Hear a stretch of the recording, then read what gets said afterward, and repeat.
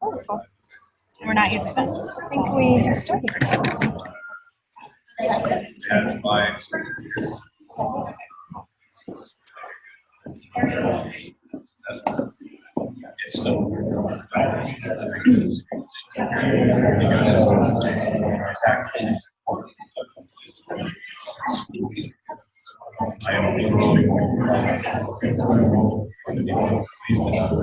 Hello, everyone. Thank you all for coming. I hope you guys have enjoyed the museum and got to check it out for a little, and I'm sorry about the technical difficulties. My name is Chelsea Voodoo, and I'm the president of MSU SciComm. This is our first general body meeting, so thank you. We're very, very happy to see so many people here and so many people interested in science communication. Yes, give yourselves a round of applause.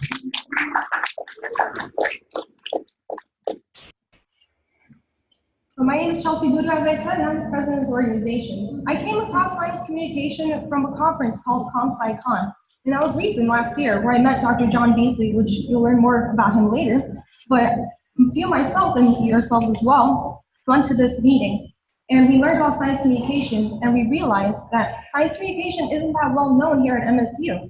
So some of you guys may be wondering even, what is science communication, and what can you do with that? And we're going to delve into that one.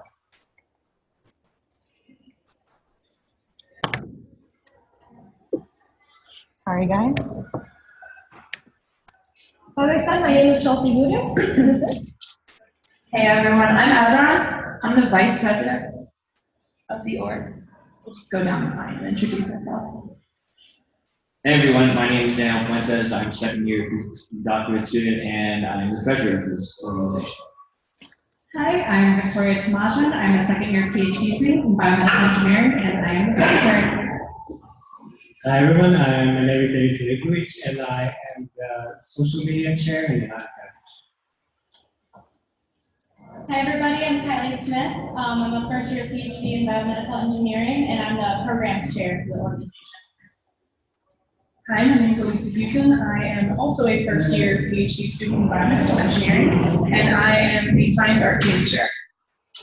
Hello everyone, my name is Cody Masson. To continue the trend, I am also a first year PhD student in biomedical engineering and I am the chair for the organizational meetings. Okay, my name is Nathan Redmond. Believe it or not, I'm also a biomedical engineer, and I will be the volunteer chair for this organization.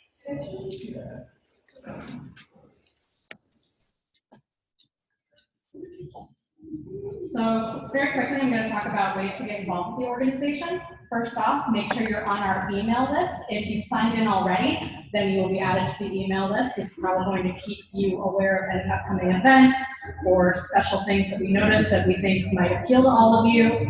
So make sure you sign in if you haven't. You can also volunteer for our events, and you can join a committee if you're looking to get a little bit more involved.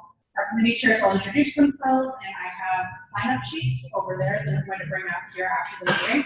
So you can sign up for any of the committees if you're really interested in getting to work a little bit more of science communication. We have our fundraising committee, which actually has an open chair position, volunteering, social media / marketing, organizational liaisons, and our programs chairs, which have a little bit of distinction beneath them because you can go into science art, policy, speaking, or writing.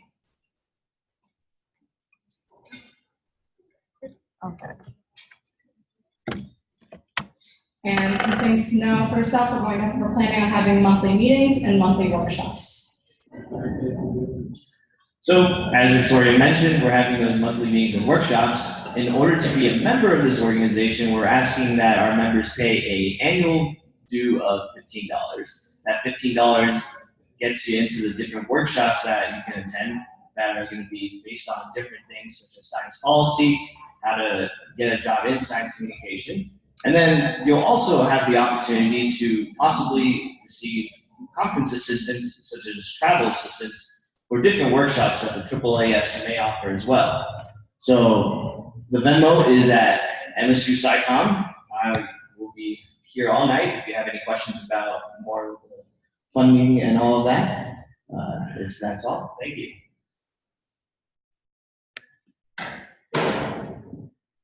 Now, what is science communication? there are so many different ways to explain to someone what you do. For example, I'm a biomedical engineer and I study the bladder. I wouldn't tell everyone in this room the same way how I study the bladder unless I knew exactly what you did. I can tell Evran, who's another biomedical engineer, things more in depth but with a lot of jargon. But if I'm talking to the general public, I would try to eliminate some of that jargon so that everyone could understand me.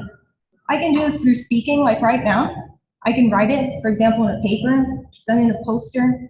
You can even go into VR and you can see maybe the bladder, whatever you want to see. You can even go into advocacy, science policy. There's so many different ways that you can explain science and so many different ways to communicate it. And we want to actually show you guys different ways to go into them. There are many different careers in science, in communication, but technically all of these things that you see up there, which I hope you guys can see it, they all have to do with science communication. For example, even in business, if you're a program manager, an executive, you have to communicate. You have to understand the science or whatever you're selling. If you're in academia, you have to communicate with your professor, with your peers, with your lab mates. If you're in communication, it's a little bit more obvious than you're in communication, but if you're in marketing, you want to also communicate. These are just a few examples, and I'm not going to go too in depth because we will have workshops and meetings about careers in science policy. We saw your answers on the survey. Thank you very much for answering, and we saw that you guys want to know more about that. But we're not going to go into every single thing too in depth today. The purpose of this organization is to create awareness of science communication. As I was saying, a lot of people at MSU don't understand what science communication is. They've never heard about it before. Myself, I was naive to it before I even came into grad school, which is surprising that I went through my entire undergraduate career without even hearing about science communication. So we want to teach you guys about that, but we want to do more than teach you guys. We want to give you guys opportunities for experiences in this, which we'll give you a few ideas soon, but we will have many more to come. We want to make sure that you guys can network within each other. And we have a few ways to even give you guys opportunities now to understand who's next to you and everyone around you, to know what is going on across campus, not just what's happening in your building or just even in your lab. An idea of things that are in science communication is that there are grants and fellowships. AAAS has a bunch of them. They have things for policy, communication, media, but there's more things than just in America. Europe has a lot of things as well. For example, the British Association has a media fellowship, and there's many more places that are out there. If you guys are curious, you guys can email us, and we will go into depth in other workshops about different science communication policies and grants that you guys can do. These vary in time. For example, AAAS has workshops that are a few days or a few months, so you can make it how you want. Some ways that you can practice science communication are you can do letters to a pre-scientist, which I like this, honestly. You can write a letter to a kid and you can tell them about what you do. You can inspire them. You can blog, you can podcast, you can express what you do through science art. Your microscopy pictures are art. What you do with your posters, that's art. Some people will print their posters on fabric and create a tote bag out of it, create pillows, you know? I'm not saying create a pillow, but yeah. You can do Skype a scientist, which is something that I really enjoy doing. You Skype a classroom and tell them what you do. For example, I Skype classrooms and I tell them about the bladder, children of all ages, and you inspire them. You tell them like what it's like to be a scientist. They're surprised that I have a social life, and they're like, I thought that you just stay in the lab all the time, and I didn't expect them to look like you. And it's really cool, you know, like it's a great experience, and it's something that the people on Zoom can do as well, because I know that people are going to be looking at the recording later, and they want to know different ways to get involved as well. So during Skype a Scientist, I came across a connection for Bright Crowd, which is something that was new to me as well. Bright Crowd is a way that you can create a little profile about yourself. It's a typical profile, you know, you say like your major, where you graduated and things like that. But what I like about this is that you can connect with alumni, you can connect with other people. And what Bright Crowd did for us, since I connected with this guy for Skype a Scientist, was that they created something called a book for us, where we want to create a directory for everyone on campus who's interested in science communication. So all you have to do, it's really simple, but I'll go over it soon on what you have to do to sign up. But whenever you create this page on the book, it's just a directory. We're not going to bother you with emails and things like that. You just have to put a few updates. And what this can do for us is that whenever we go for sponsors, we can say, hey, there's at least 50 people who are interested in science communication. And look at all the different people that are around you. We can also just have something for record and say that, hey, this is what we're interested in. and that people can find you later. We have people already contacting us, asking us for volunteers. For example, the Impression 5 Museum. Unfortunately, Eric Larson won't be here today, but Impression 5 is looking for people to help volunteer with the children because they have their science museum for children. So that's just a quick example. To go through this quickly, you click on this link that was right there at the bottom, which will upload an email to you guys. Hopefully you guys put your email on the sign-in sheet. And that is a password protected email, but that link will get you through. So no stranger can just find all your information and things like that. It's a password protected thing. So you can quickly share an update. For example, if you got a paper out and you want to tell your fellow peers about it, you can put that on there. So you put your LinkedIn or your email, your basic information, your degree, how you can be reached, and a little blurb about you. So you can say if you're interested in science policy, if you're interested in writing, what kind of things do you want out of this? Make this for you. And you add your page, and that's it. Going on, the Graduate Academic Conference is being held by COGS, which is the Council of Graduate Students. There's a reason why I'm bringing this particular conference up, is because they have workshops specifically on science communication. From 9 a.m. to 11 a.m., they will have 2 workshops on science art. And this is a great way to meet other people, other scientists as well, and you can stay and you can see the other sessions and other workshops as well. But this particularly, I'm saying this for people interested in science art from 9 to 11, you can go over there and hear about it. Oh, this is on February 16th. I forgot to say that, sorry. If you're really anxious to get into science communication, you can't wait. There's a conference in Oregon, and that is happening on April 4th to 5th by people called Science Talk. So a little background about MSU SciComm is that we have contacted organizations around the nation and around the world for advice on this organization. And these are some people who have helped us out. And these people have funding assistance right now, which I recently found out about, and that's available for the next few weeks. So you can apply and you can get some funding and you can head on over there and meet other SciCommers as well. So now Kylie will be talking about upcoming events.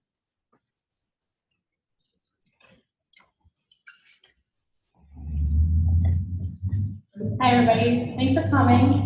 So April 13th, we are hosting an event with the Science Festival at MSU at the Institute of Quantitative Health Sciences and Engineering. It's a brand new state-of-the-art facility. Even if you're not coming just from the science side, I recommend you come because the building is beautiful. It's very cool. We'll be able to give tours of the lab space as well as demonstrations. And if you have any little people in your life that might be interested, we have some interactive activities as well, where you can smash up strawberries and extract the DNA, for example, things like that. We additionally have an art science event coming up, which I'll let Elisa tell you a little bit about. So we're currently organizing a science art event in collaboration with the MSU Art Center. And we are actually thinking about putting together an event that looks at the intersection between art and science. And we're really hoping that we can get a sort of collaborative effort between scientists and artists. And hopefully this will be a great event. Additionally, if you're interested at all in this museum or in this space, on the second floor up here, there is a science art exhibition. We hope to host a tour of the space with an individual that's well-versed in what it's about.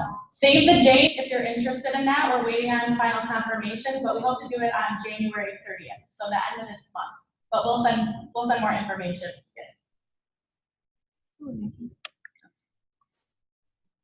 I'm going to pass this off to Nathan, our volunteer chair. Hi, yes, so a couple things. First of all, I will be assembling a small committee for those who are interested in being part of a volunteer committee to sort of organize and disperse volunteer hours and volunteer members.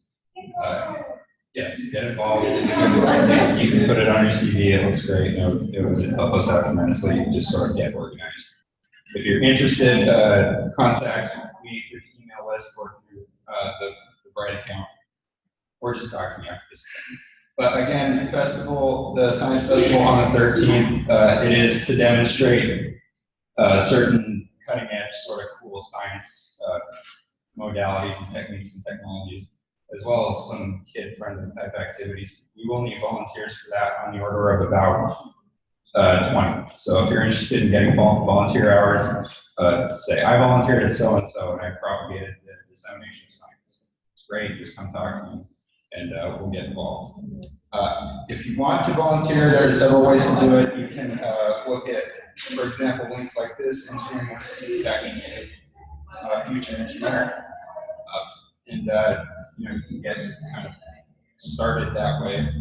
Getting in touch with Leah Franklin is probably the most easiest way because it can sort of get you where you want to be. And we did have a speaker, Eric Larson, but I guess he's unable to make it, so I think that's how it did. Yeah. We're currently building our social presence. We have a Facebook and a Twitter, and we have our own website. So please give us your shares and your likes and your follows. And currently, the best way to keep up with all our events is on Facebook. But also on our website as well, we'll post all our events on the website. Cool. Now we get to do a fun exercise to get to know everybody around us. So I'd like all the members of the e-board to just sit down, not next to each other. I'm Evran, by the way, for those of you who didn't hear. I'm also biomedical engineering. So first, I want you to take a minute and e-board's not happy. I want you to take a minute and think about your research. If you're an undergrad, what you're here to study. Okay. I want you to try to identify the core message. Okay. If you were explaining to the person next to you, anybody, what your research is about in 1 minute. Okay. So actually, everyone pair up. Can't do this. Sorry.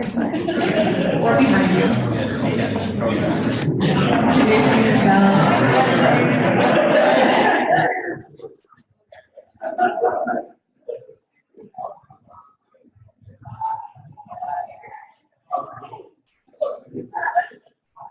Does anyone not have a partner?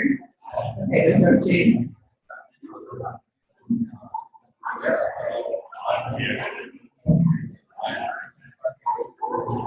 Okay, wait, don't talk about your research yet. You're a climber. The whole exercise. Only gonna be a few minutes, don't worry. Okay. Ready? Okay, so let's all be silent for just 1 more second and then we can talk to each other if you guys don't mind. Alright, awesome. So pick one person to go first and we will start the timer. Right. Go ahead.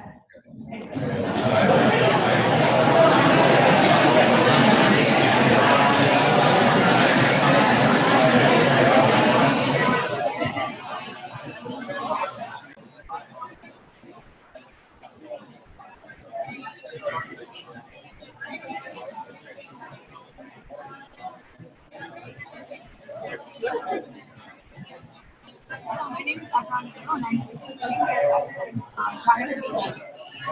the kind of information that cognitive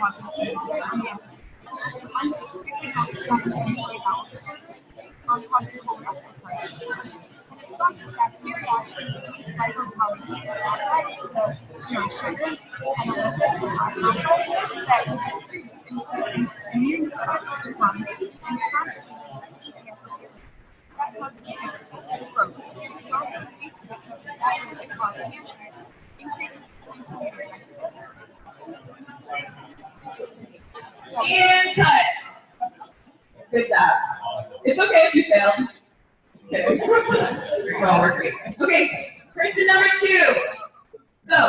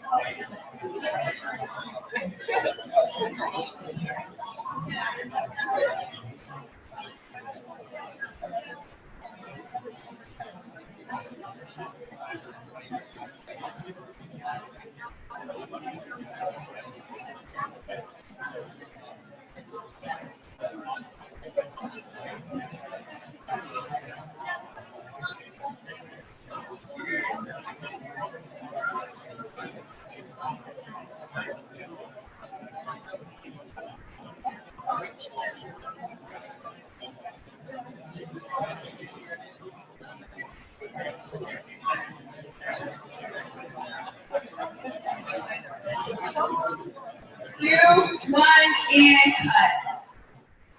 All right, good job, guys. Are there any comments that anyone has? Any thoughts? How do you feel about this? Does anyone have any feelings? Wait till we get to 15 seconds. Yeah. It goes really quick. Short. Anyone else? I have like my one line elevator pitch, but then being forced to fill 60 seconds, I was like, say one thing. Okay, cool. We're gonna do it in 30 seconds now. Are you guys ready? Same first person. Go.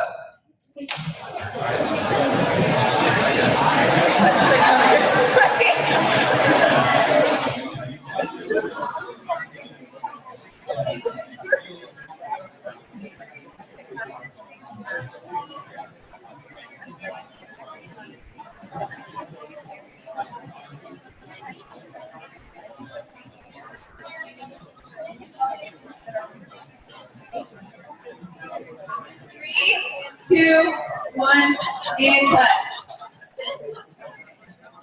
All right, person two. Time for person two. Go ahead.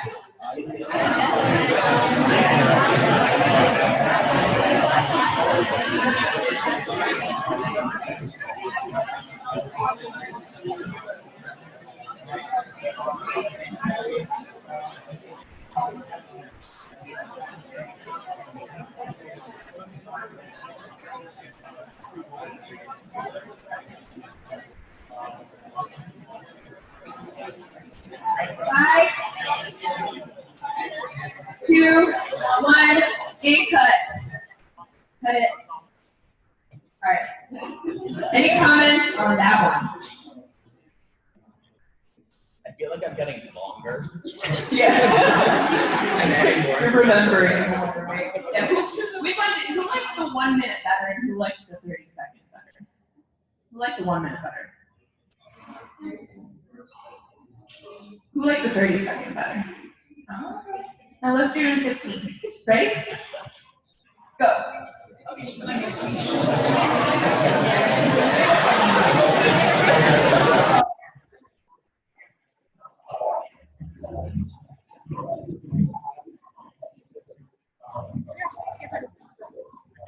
3, 2, 1, and cut it. Cut it. All right, person two, ready? Go.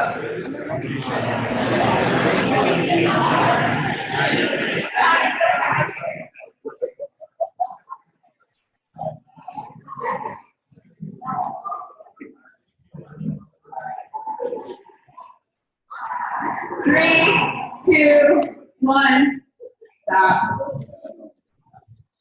Okay, are you guys ready for 8 seconds?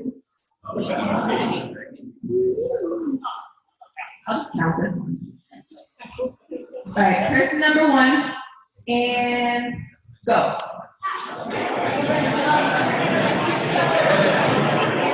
Oh, no. 3, 2, 1, stop. We're gonna just try that one again. All right, I feel like nobody got to start. So don't look up here. Yeah, just ignore difficulties. Just listen to me. Okay. Please. So we're gonna start with person number 1 again. Okay. Give it another shot. 8 seconds. And go.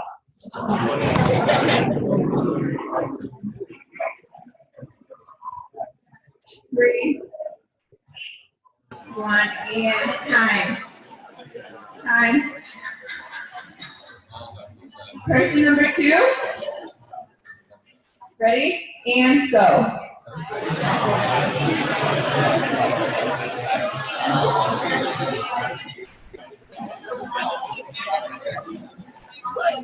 And time. Time. Don't stick extra words in there.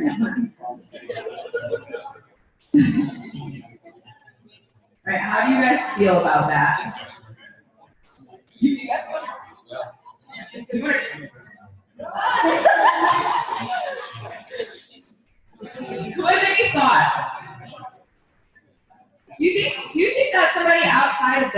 would understand what you just said in 8 seconds? How much jargon did you use in your message that you presented in 8 seconds? Relative to like their. Did you feel the need to use more or less jargon? Less. Do you think that a child could understand what you said? Do you think that you could explain your research to a child? Whether the answer is yes or no, it's okay. That's why we're here. Awesome. Thanks, guys. And next we're going to have Dr. John Besley come up and talk to us. Dr. John Besley is a professor in the College of Communication, Arts, and Sciences. He's a great guy. Before he got his PhD in communications at Cornell University, he was an environmental policy analyst. He's published over 80 journal articles and chapters on subjects like science communication, public perception of science, the environment, etc. And he now focuses on media use, public perception of health and environment, and perception of nanotechnology, biotechnology, all that kind of stuff, energy technologies, different types of stuff. So we'll give him a minute to get set up. And here's Spiel. I hear he teaches classes. All right. Sure. All right. Cool. First, this is awesome that you guys are all here. This is wonderful. So I've been studying science communication since like 2002 when I started my PhD. I went to Cornell. Cornell is one of the few programs that has a program where it's a college of Department of Communication. They traditionally had a ton of folks who study science communication, risk communication, environmental communication. I got into this world because I was working in Environment Canada. I was kind of frustrated that people didn't want the environmental policies that I wanted to do.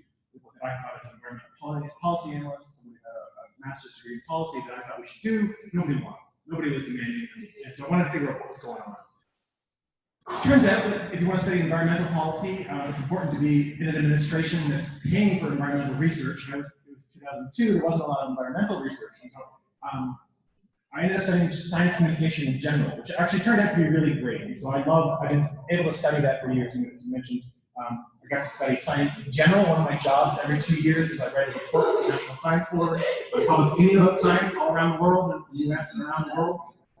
But lately, since about 2002, when I moved to MSU, I started at the Faculty Member of South Carolina, I moved to MSU in 2012. I've been studying public opinion with science and also scientists' opinion about the public. And that's turned out to be really fun because it's gotten me involved in working with all kinds of trainer groups, science communication trainer groups all around the country. Right before Christmas, I got to be up in San Francisco at the Chan Zuckerberg Initiative buildings. We had a summit of ScienceComm trainers. We've been interviewing, we've done a couple rounds of interviews. I've probably done about for 80 hours of interviews of ScienceComm trainers now in recent years.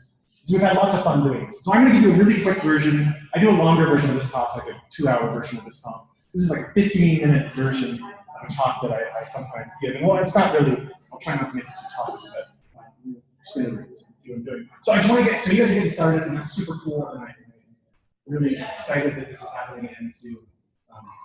So yeah, so 3 things I want you guys to think about as you get started. Yeah, let's dive into it.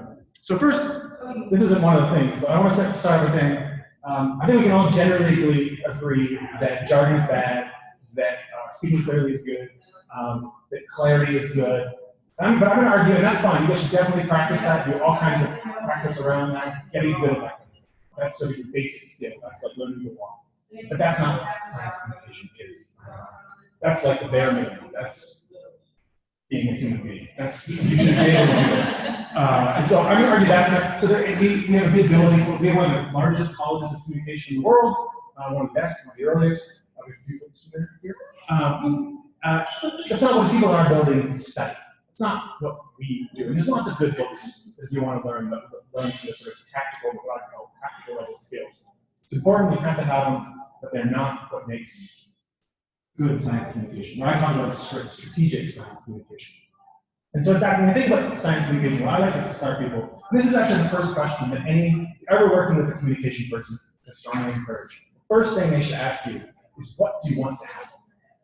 And this is a really important question. And I know I've asked this, so one of these surveyed, I don't know now, tens of thousands, less than 20,000, more than 10,000 scientists in the last bunch of years. And one of the questions we sometimes ask is an open-ended answer. What's it you want to happen? What's the goal of science communication? And one of the problems is we know that, for lack of a better term, they get this wrong. Because what they'll say is, typically, is they'll say that they want to increase science literacy, or they want to teach people stuff, or they want people to know about their research. Sometimes they'll say they want to get kids excited about science. And that's cool. There's nothing wrong with those things. Those are great things. But if those were all that communication was, we would just have a college of education. We wouldn't have a college of communication. Those are great things. There's also a problem with that as you get into this world. If you have time to spend time reading in this world, you'll come across things like this. One of the challenges with this is that we know that there's a couple of years ago I got to be on the National Science, National Academy of Sciences panel where we talked about science literacy. The chart is looking at, once again, the relationship between science literacy, health literacy, environmental literacy, and behavior and attitudes. And it turns out it's super frustrating. It's really small. Sometimes it doesn't exist at all, but it's almost always really small. And so I gave this talk, a version of this talk on Valentine's Day once. I sometimes say you can't teach people about me. There's no set of 10 factoids that are going to make you fall in love with me. And so there's more to science communication than just transferring knowledge. There's more. I hate when we talk about, I don't love the idea of decoding or translating. That suggests that communication is just, if you understand me, you will do what I want. I can assure you you can understand me and not do what I want. And so we have to think, well, there's got to be more than that. This isn't to say that sharing what we're doing in our research isn't a huge part of science communication. I don't know what the percentage is, but I mean, the reason we get invited, this is an invitation card, the reason we get invited to the room is because we're doing cool stuff and people want to learn about it. Just like I ask scientists what their goal for communication is, I sometimes ask people who are doing events, why are you there? And they tell me they want to learn stuff. And that's cool. That's our ticket to the room. It's why we have such great opportunities as scientists to share what we do. And I use the word share on purpose. But that's not all we can do. Once we're in that room, we can do more than just share what we're doing. Tell people about our research. And this is the talk this is not the 2-hour version of the talk, but I would argue that there's so many people who in my building, people who study communication are interested in a whole bunch of different types of communication. One of the things that you can't do, so when I think of a goal, I think of a behavior. I want somebody to do something. And it might be a behavior like an individual behavior. I want you to buy a more fuel-efficient vehicle. I want you to stop smoking. I want you to drink less. I want you to, whatever it is. That's a behavior, individual behavior. Often in other science communication, it's more general civic type behavior. I want people to support funding for science. I want people, the one that we know when we ask scientists about their goals, if we ask the right way, we typically find that number one goal is getting policymakers to use scientific evidence. That's the number one goal. And that's a behavior, right? I want a specific group of people, policymakers, to use scientific evidence. That's a behavior. There's other sort of weirder ones, like sometimes those of you who study genetically modified food, you might think, I want people to support genetically modified food. But maybe you don't. Maybe you just want them not to oppose it. It's a bit weird. But it's sort of like the behaviors, right? Or pseudo-behaviors, behaviors. That's what I think about when I think about a goal. You can't communicate. I can't communicate a goal. I can try to achieve a goal, but to get a goal, I have to change something. And so we can change, we talk about interest and excite, not changing, increasing people's knowledge about an issue, making people excited. That's a communication objective, rather than a goal. It's a bit fussy, but whatever. I can change what people know or get excited. We can do lots of other emotions, fear, anger, disgust, whatever it is. But beyond that, there's probably other types of beliefs that we can do. So there's a whole long list of beliefs. I can do beliefs about whether or not you think I care about you.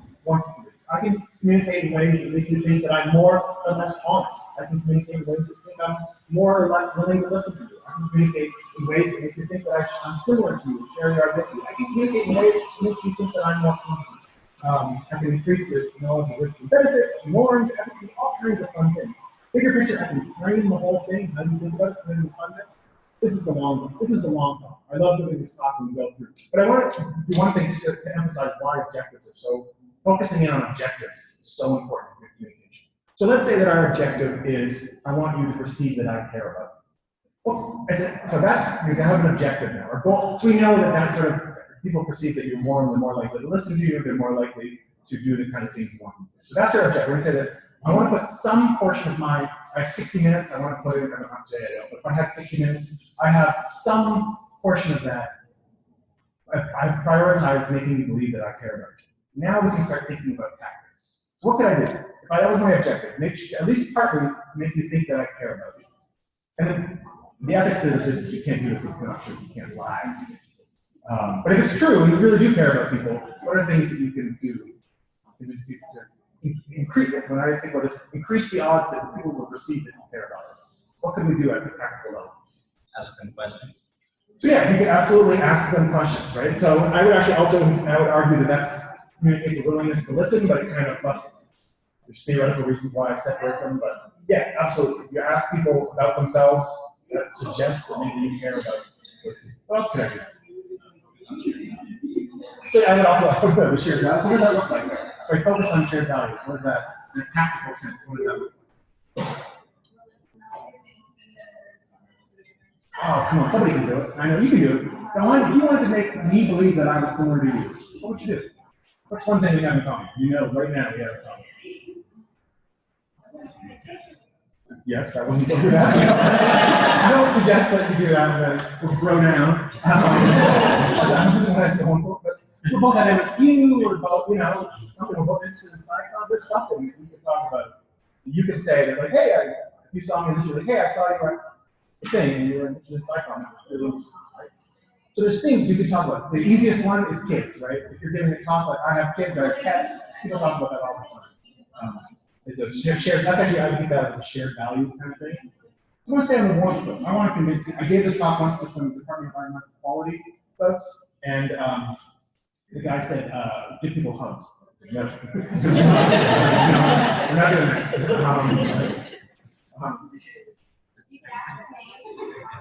Yeah, we could introduce ourselves. We could ask them to do introductions. What else? There's one big one. I'm sure this is a mark, but even just the simplicity of great icons have gestures. It's not like you're having a conversation. Absolutely. Everything about so some things take time. Some things are words I have to say, discussions we have to have, time we have to set aside. Some things are essentially free. Right? We can do it without costing any resources beyond being prepared to do it. Some things, so one of the things you want to show up early, stay late, right? I can show you care. How you set up the room can show you care. The degree to which you provide food and set and arrange childcare for people if you want them. All those things in community, those are all communication behaviors that can communicate that you care about people. And this is the trick, right? As you start taking communication seriously, you stop just letting things happen, hoping that people perceive it, hoping that people perceive that you're willing to listen, hoping that people feel like that you're competent. You start designing in communication tactics that let you do that. So that's the second. So for me,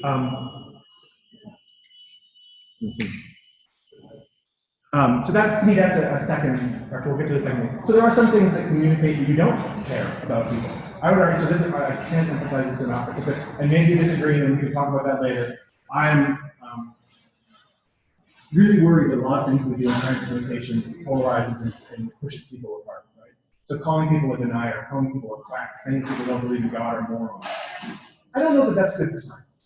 I don't know that you may believe it, and that may be, but do you need to say it? Is that what if your goal is to get people to be a friend of science, to support science? Is it helpful to attack people, to go after people? Maybe you think it does. If you're trying to raise money, maybe for something, maybe it does. If you're trying to increase numbers or get reads, maybe it does. But is that effective science communication? I think that's something we should grapple with. The degree to which we should expect some stability, something from people in science. We study this, and this is just a pure paper plug. We just had a paper on war on science framing. Came out this week. Doesn't work. Turns out it's not a great thing to use or talk about science and thinking more. So war on science. There's other ways to talk about it. Yeah. So that second thing was really about figure out what levers you need to pull to have the impact, get the behavior you want. You got to figure out what levers to pull. And the last thing I'll argue is that you got to think. So science communication effects, we typically think, or communication effects in general, we typically think about them as being relatively cumulative, so they happen over time, and they're small. There's no magic, there's no hyperbaric needle, there's no magic bullet, it's not how communication works. Communication effects happen slowly over time. And so if you want to have an impact, and you want to achieve your goal, you can't think about that, I'm going to achieve my goal tomorrow. You got to think about that as being able to achieve it down the road. But I'm going to argue that there's a few different ways you can get there. I've never used the slide before, so I'm still testing it out. So I'm going to argue there's a journalism model of science communication, where you essentially, you're a reporter, you go and cover something. I think in a lot of cases that doesn't work for scientists, because you guys aren't journalists. You actually care about science, and you want to achieve a goal. One of the differences between a journalist and a columnist or an opinion person is journalists aren't supposed to have goals. Their goals are supposed to be like, we're going to put information out in the community that's important. They're not meant to have what I would think is a behavioral goal. That's not good journalism. It might be good opinion writing, it might be good editorial writing, but it's not. My undergraduate degree in journalism, it's not how I think of journalism. And that's still cool. There's lots of people who do science degrees and then go into journalism and become wonderful journalists, right? Wonderful, fair, competent, wonderful journalists. And that's the way to go. And I did a little bit of it when I was my master's and my undergrad on science and other topics, and it's great. If you want to improve your writing, there's nothing like having a newspaper editor tell you you're terrible. Another model, though, is, and I think this is probably the model that most of you guys are going to be in, is I think there's tons of value in little drops, just drops of good experiences. When I think of how I want people to experience science, I think I want them to experience just drops of a good experience, a positive emotional affect, and that little bit of extra efficacy that they could be a little more powerful. Right? Feel a little bit of trust in science. Like all these things, you can just cumulatively, and you can. That's to me, this is the easiest thing to think about what individual scientists can do. We can, by doing astronomy on tap or biology on tap or things with the science festival, we just give people a good experience. One little good experience that adds to their cumulative good experiences with science, their cumulative good experiences with scientists. That's to me, that cultivation, just gradually cultivating a positive perception of science. And then there's even when you get to the next level, I think, and to me this is where a lot of excitement is right now, is you start thinking about it as campaign. When we start thinking about science as a campaign, science communication as a campaign, now this is 314 action. This is getting scientists to sign up to run for office. Wildlands and Woodlands is a long-term ecological research station where we're trying to improve land management in the Northeast. Those funds that happen to be on. But they're starting to think that it's like going back to my model, the model that I have, where they start thinking about, so here's the behavior we want. Let's work backwards from strategy, create a strategy that figures out what levers do we need to pull. Who do we need to have relationships with? Where do we need to increase efficacy? Where do we, who do we need to get excited? Whatever it is, that's that campaign level. We start thinking about, we can start having goals and that sort of stuff. And so I'm going to stop there with three things. I barely mentioned this, no silver bullet. Communication it's not going to be like your wins. It's going to be little wins, which is totally cool. Part of being part of the community. Now, there's going to be people you can't reach. Don't be controlled. Don't get stuck on the people who are weird and don't like science. It's fine. Those people exist. And I can't emphasize this enough, that as you get involved in science, think about, so if you're a total asshole at some point, doing science communication and you go after somebody, that doesn't just affect you, right? That affects the community.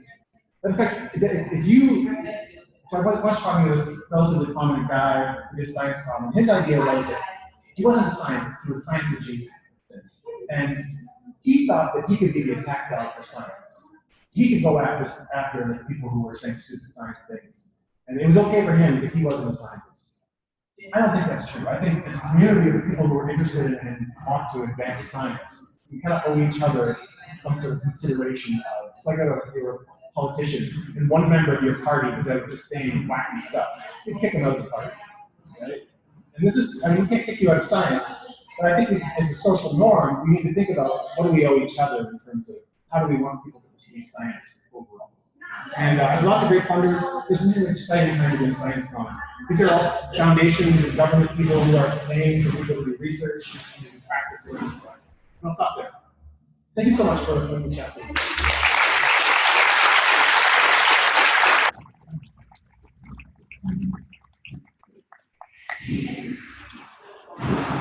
Can I reconnect? Yep. Do we have questions or discussion? Sure. So that's quick. I think we're going to do something else. Quick discussion. Any questions? Anything I can follow up on? So I'm easy to reach that direction. Spoke to people here who know where to find me. I'm happy to, I love this stuff. I have lots of stuff on public opinion about science and scientists' opinion about the public. And Do you teach any courses? not in this, strangely. There's a whole reason for that, which has to do with, we don't know how we pay for it. I have to teach other courses. But we do stuff. So we have been involved over the years. This is the first year, actually. Things have happened at this university that sort of gone. We were doing a monthly science communication training stuff around campus. That we're not doing this year because of priorities being elsewhere. But we'll probably come back to that before too long. We're trying to figure out how to, we have lots of great expertise, and I'm sure as you guys meet again, you guys will see some of my colleagues who do other research on environmental communication, and risk communication, and health communication. We have tons of awesome people in health communication, especially. But there are courses on like persuasion, so COM does have, we have presentations on persuasion, consumer behavior, PR theory, media relations, health promotion. There are all kinds of great courses that are related to this, which gets into the cognitive mechanisms, which gets into the theory about how we think things work, which is sort of an area of focus. I'll give it back to you. Okay. Let's give Dr. Besley one more round.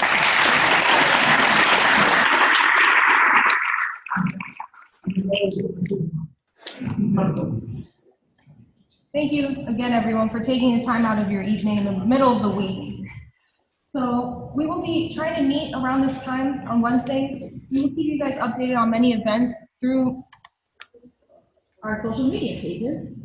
Please follow us on Twitter and Facebook, the whole shebang. And especially, please sign into those sign-in sheets. It's extremely important for us to get your names on those papers, not only to contact you, but later on for us to get more sponsors and whatnot. Speaking of, we'd like to thank Biochemistry and Molecular Biology for helping sponsor us right now, and all the future donors that we have in mind as well. Yes, so we're a new organization, so if you guys have any feedback for us, any ideas for future events, please let us know. And wait for some emails from us. We have ideas, places we're going. Thanks for coming. Do you guys have any comments or questions? If you guys have anything, you can always contact us at MSU SciComm at gmail.com. And thank you very much. Have a good night.